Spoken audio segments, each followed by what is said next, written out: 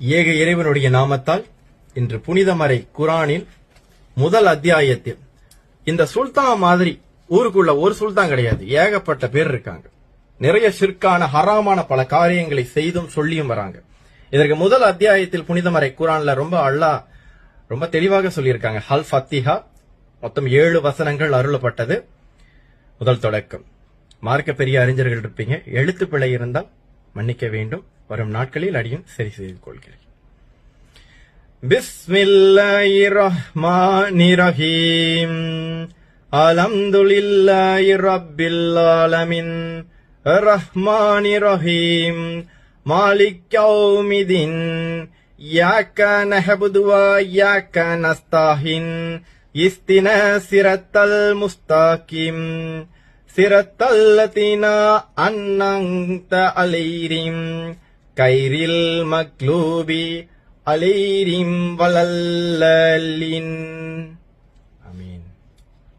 இந்த முதல் அத்தியாயத்துல ஏக இறைவன் என்ன சொல்றாங்க அப்படின்னா, பிஸ்மில்லாஹிர் ரஹ்மானிர் ரஹீம் அப்படின்னா, அளவற்ற அருளாளனே நிகரற்ற அன்புடையனுமாகிய அல்லாவின் திருப்பெயரால் ஓதுகிறேன். இந்த புனிதமறை குரானை நான் தொடர்றதுக்கு முன்பு கூட முழுமையாக குளித்து ஒழு செய்து விட்டு தான் இந்த புனிதமறை குரானை தொடறேன். இன்னைக்கு ஒரு சனாதன தர்மத்துல இருக்கிறவன், ஒரு இஸ்லாம் மார்க்கத்தை தழுவி போயிருக்கிறவனுக்கு புனிதமறை குரானை தொட்டு இன்னைக்கு அந்த அல்லாவுடைய ஒளியால் புனிதமறை குரானுடைய வெளிச்சத்துல இன்னைக்கு பேசிட்டு இருக்கிறேன்.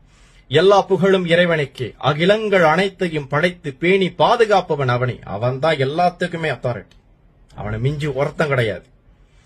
அளவற்ற அருளாளன் நிகரற்ற அன்புடையும், தீர்ப்பு நாளின் அதிபதியும் அவனே. த லாஸ்ட் ஜட்ஜ்மெண்ட் டேக்கு அவர் தான் பொறுப்பு.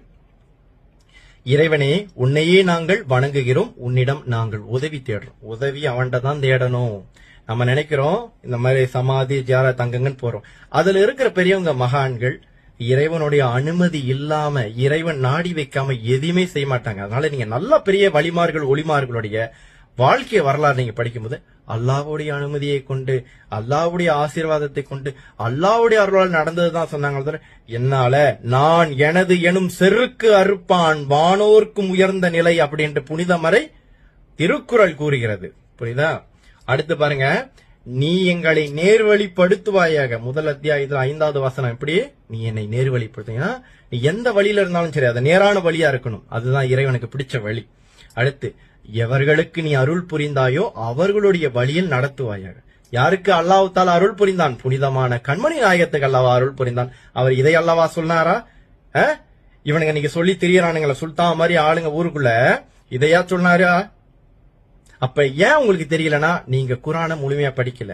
எதனால இத அல்லாஹ் தஆலா முதல் அத்தியாயத்துல வச்சாரு தெரியுமா? ஹல் ஃபத்திஹால முதல் அத்தியாயத்திலே ஒரு பானை சோத்துக்கு ஒரு சோறு பதமா இதை ஏந்திரமா வச்சாரு. ஏன்னா உங்கள பலருக்கு குரான் படிக்க நேரம் இல்ல, தொழுகிறதுக்கு நேரம் இல்ல, ஜிக்கர் பண்ண நேரம் இல்ல, இறைவனை சிந்திக்க நேரம் இல்ல. அப்ப இது மாதிரி சில வழிபோக்கம் தான் இஷ்டத்துக்கு ஏதாவது ஒண்ணு சொல்லுவான். அதெல்லாம் கேட்டுக்கிட்டு மண்டைய ஆட்டிக்கிட்டு போவீங்க. இன்னைக்கு அவன் ஒரு இஸ்லாமியனா இருந்தா கூட, ஹிந்துவா இருந்தா, ஒரு காலகட்டத்துல இஸ்லாமுக்கு போய் உட்கார்ந்துக்கிட்டு வெற்றிவேல் வீரவேல் சொல்லிக்கிட்டு இருக்கான், இணை வைக்கிறான். இஸ்லாத்துடைய அந்த அடிப்படை சாராம்சமே ஓர் இறை கொள்கை, ஏக கொள்கை. அப்ப லா இலாஹா இல்லல்லா, இந்த அற்புதமான திருநாமத்துக்கு அர்த்தம் தெரியாம உட்காந்துருக்கான். லா இலாஹா இல்லல்லா, லா இலாஹா இல்லல்லா, என் இறைவனை தவிர வேற எவனும் பெருசு இல்ல, என் இறைவனுக்கு இணையும் கிடையாது, துணையும் கிடையாது, அவனுக்கு மிஞ்சினது இந்த உலகத்துல ஏதுமே கிடையாதுன்னு ஒவ்வொருத்தவங்களும் அந்த நிலையில உட்காடுறாங்க. அந்த நிலையில நீ உட்காரணும், அந்த நிலையை நீ உணரணும். நீ சும்மா அவனோட வீடியோ பாத்தீங்களா? வேலை வச்சு கும்பிடுங்க, வேலை வைங்க, நல்லது நடக்கும்ன்றான். அப்ப அது ஒரு உருவம். அப்ப உருவ வழிபாட்டை முற்றிலுமாக இஸ்லாம் தவிர்க்குது. அப்ப ஹராமான ஷிர்கான பல காரியங்களை இஸ்லாம் என்ற ஒரு போர்வையில் அவன் செய்து கொண்டிருக்கிறான். 7வது வசனத்தை நீங்க பாருங்க. அவ்வழி நலகவனியா 6வது வசனம் மீண்டும் வாசிக்கிறேன். எவர்களுக்கு நீ அருள் புரிந்தாயோ அவர்களுடைய வழியில் நடத்துவாயாக. 7வது வசனம். அவ்வழி உன் கோபத்துக்கு உள்ளானவர்களுடையது அல்ல. எவன் ஒருத்த மேல அல்லாஹ்வுடைய கோபம் இருக்கு, எவன் ஒருத்தன் ஷிர்கா ஹராமான காரியங்களை செய்யறானோ அவன் மேலதான் அல்லாஹ்வுடைய கோபம் இருக்கு. நல்லா கவனிங்க. அவ்வழி உன் கோபத்துக்கு உள்ளானவர்களுடையதும் அல்ல, வழி தவறியவர்களுடையதும் அல்ல. அல்லாஹ் தெளிவா சொல்லிட்டான். ஏன்னா ரொம்ப பேருக்கு நேரம் இருக்கு அதுல குரான் படிக்கிறதுக்கு. அப்ப முதல் அத்தியாயத்தை தொடர்ந்தானே அல்லாஹ் அல் ஃபாத்திஹால அல்லாஹ் ரொம்ப தெளிவா சொல்லிட்டான், நேர்வழியில போகணும், தப்பான வழியில போக கூடாது.